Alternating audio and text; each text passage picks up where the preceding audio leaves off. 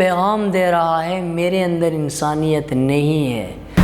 الحمدللہ وکفا وسلام علی عبادہ الذین اصطفیٰ، اما بعد۔ حضور نبی کریم سرور دو عالم صلی اللہ علیہ وسلم نے فرمایا، ترمذی شریف کی روایت ہے، ابن عمر رضی اللہ تعالی عنہ راوی ہیں کہ الراحمون یرحمہم الرحمن، رحم کرنے والوں پر رحمان رحم کرتا ہے۔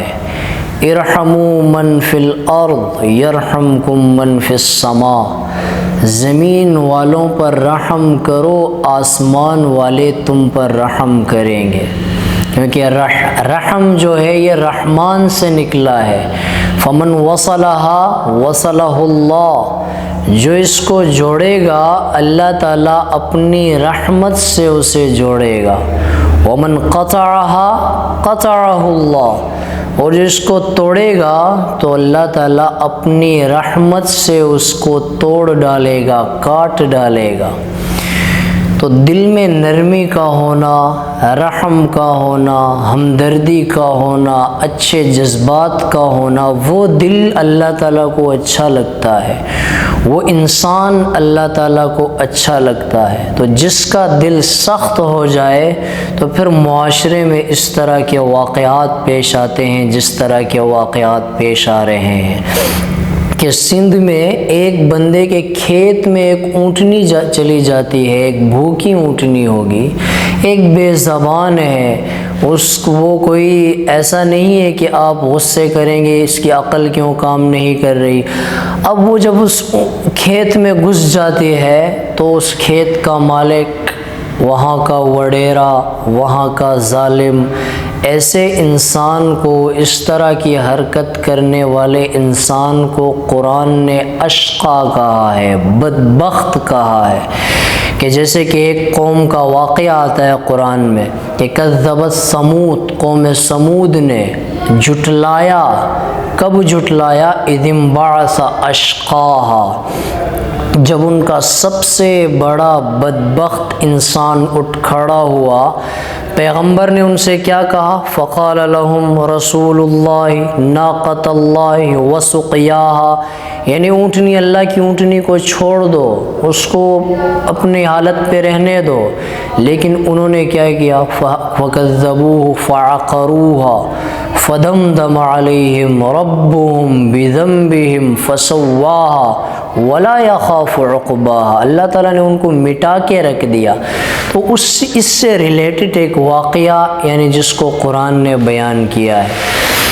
تو کس قدر ظلم کی انتہا ہے کہ آپ ایک بے زبان جانور کو صرف اس بات کو سامنے رکھتے ہوئے کہ وہ میری کھیت میں کیوں گھس آیا ہے اس کو پکڑنا، وہ پکڑنے والے لوگ کس قدر بدبخت ہیں، کس قدر بے حس اور کم ظرف لوگ ہیں، ان کا دل کس قدر سخت ہے کہ ایک جانور کو انہوں نے پکڑا ہوا ہے اور وہ اس کو کاٹ رہا ہے، وہ جانور چلا رہا ہے، چیخ رہا ہے اور دیکھنے والے ویڈیوز بنا رہے ہیں، بعض لوگوں نے اس کو پکڑا ہوا ہے۔ تو اس طرح کے واقعات، اس طرح کے حادثات یہ معاشرے کو تباہ کر دیتے ہیں، یہ اللہ تعالیٰ کے عذاب کو متوجہ کر دیتے ہیں۔ گویا کہ اس طرح کی حرکتیں کر کے انسان آسمان والوں کو، انسان اللہ تعالیٰ کے سامنے یہ ظاہر کرتا ہے کہ میں خدا ہوں، مجھ سے پوچھنے والا کوئی نہیں ہے۔ یار اگر تمہارے اپنے معاشرے کے قوانین ایسے نہیں ہیں کہ ان سے آپ ڈر کے ایک احتیاط سے آپ کام لیں تو کم از کم آسمانی قوانین کا تو احترام کریں۔ کم از کم اللہ رسول نے جو ایک زندگی اور جو ایک اصول سمجھایا ہے اس کو تو سامنے رکھ کر انسان برائیوں سے بچے، انسان اس طرح کی حرکتوں سے بچے۔ تو بھائیو اس واقعے میں، اس حادثے میں ہمارے لیے پیغام ہے، ہمارے لیے پیغام ہے کہ جس کا دل سخت ہو، جس کا دل پتھر کا بن جائے، جس کے اندر احساس ختم ہو جائے، جو اس قدر کم ظرف ہو کہ اس ایک چھوٹے سے واقع ایک جانور کو جو برداشت نہیں کر سکتا، وہ انسان دنیا میں بھی بدبخت رہتا ہے، آخرت میں بھی بدبخت رہتا ہے۔ تو جانوروں پر رحم کرنا، جانوروں کا خیال کرنا، یہ بھی شریعت ہمیں سکھاتی ہے۔ اس کا بھی اسلام میں ایک بہت بڑا یوں سمجھو کہ حصہ ہے۔ جانور کو بلا وجہ آپ تکلیف نہیں پہنچا سکتے، بلا وجہ آپ اس پر ظلم نہیں کر سکتے، لیکن جہالت کی وجہ سے لوگ افراط و تفریط کے شکار ہو جاتے ہیں۔ جیسے کہ ہماری تشکیل ہوئی تھی سکھر میں، تو وہاں پہ ہم گشت پر نکلے اور ایک دکان میں چلے گئے، تو وہاں پہ جو دکاندار تھا اس نے ہمیں بلا لیا کہ ادھر آؤ۔ ہم اسی کے پاس جا رہے تھے اس کو دعوت دینے کے لیے۔ وہاں گئے تو ہماری دعوت سننے سے پہلے آگے سے وہ بول پڑا کہ مجھے یہ بتائیں کہ یہ جو جانور کو خصی کرتے ہیں یہ جائز ہے کہ ناجائز ہے، یہ اچھا ہے کہ برا ہے؟ تو ہم نے انہیں کہا کہ یار شریعت کا حکم یہ ہے کہ اگر گوشت کو میٹھا کرنے کے لیے، لذیذ کرنے کے لیے یا کسی اور اچھے مقصد کے لیے اگر آپ جانور کو خصی کرتے ہیں تو جائز ہے، وگر ناجائز نہیں ہے۔ تو آگے سے وہ کہنے لگا اگر کوئی تمہارے ساتھ یہ کرے تو، یعنی ایک جانور کے ساتھ آپ یہ کر لیتے ہو، کوئی تمہارے ساتھ اگر یہ کر لے تو کیا یہ مناسب ہے؟ کیا یہ انصاف ہے؟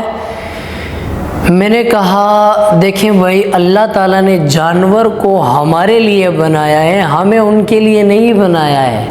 اس وجہ سے اچھے مقصد کے لیے ہم جانور کو ذبح بھی کر سکتے ہیں، اس کو استعمال بھی کر سکتے ہیں۔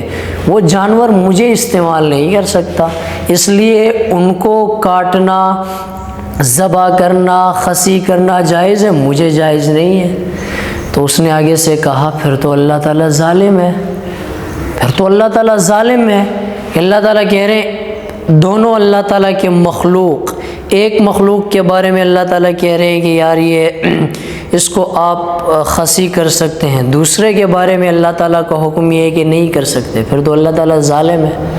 تو ہم نے انہیں یہ سمجھایا کہ دیکھیں یہ دکان آپ کی ہے؟ کہنے لگے جی میری ہے۔ ہم نے کہا وہ بسکٹ آپ نے وہ دور رکھا ہوا ہے، اور جو پاپڑ ہے یہ آپ نے دروازے کے پاس رکھا ہوا ہے، یہ تو آپ نے بسکٹ پر ظلم کیا ہے، ان کو بھی آپ دروازے کے پاس رکھ دیتے۔ تو کہنے لگے میری دکان ہے، یہ پاپڑ زیادہ چلتے ہیں اس وجہ سے دروازے کے پاس رکھا ہے، بار بار دینا پڑتا ہے، وہ بسکٹ ہے وہ ادھر رکھا ہے، میری مرضی ہے، میری دکان ہے۔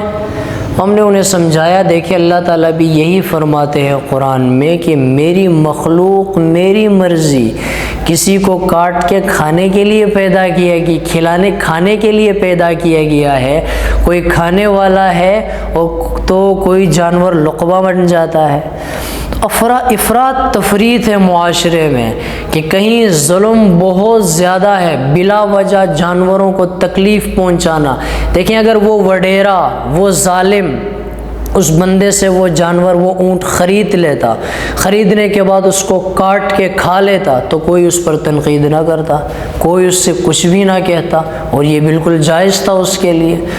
اس کے مقابلے میں اس نے جو حرکت کی ہے کہ یار پکڑ کے اس کے ٹانگیں کاٹنا اور اس کے چلانے کو سننا، تو یہ انسانیت سے ہٹ کے حرکت ہے، یہ ایک درندگی ہے، یہ ایک جانور پن ہے۔ گویا کہ وہ یہ پیغام دے رہا ہے میرے اندر انسانیت نہیں ہے۔ اللہ تعالیٰ نے ہمیں اعتدال، معتدل امت بنایا ہے۔ وَكَذَلِكَ جَعَلْنَاكُمْ أُمَّةً وَسَطًا، میں نے تمہیں ایک اعتدال والی امت بنایا ہے، نہ بہت زیادہ آگے نہ بہت زیادہ آپ نیچے گر جاتے ہو، ہر چیز میں اعتدال کے ساتھ چلتے ہو۔ تو جو انسان بھی اعتدال کو اپنائے گا، ظلم سے بچے گا، انصاف کے ساتھ انصاف اپنا کے وہ زندگی گزارے گا تو اللہ تعالیٰ دنیا میں بھی اسے عزتیں عطا فرمائیں گے، آخرت میں بھی اسے عزتیں عطا فرمائیں گے۔ اللہ تعالیٰ ہمیں سمجھنے کی اور عمل کرنے کی توفیق عطا فرمائے۔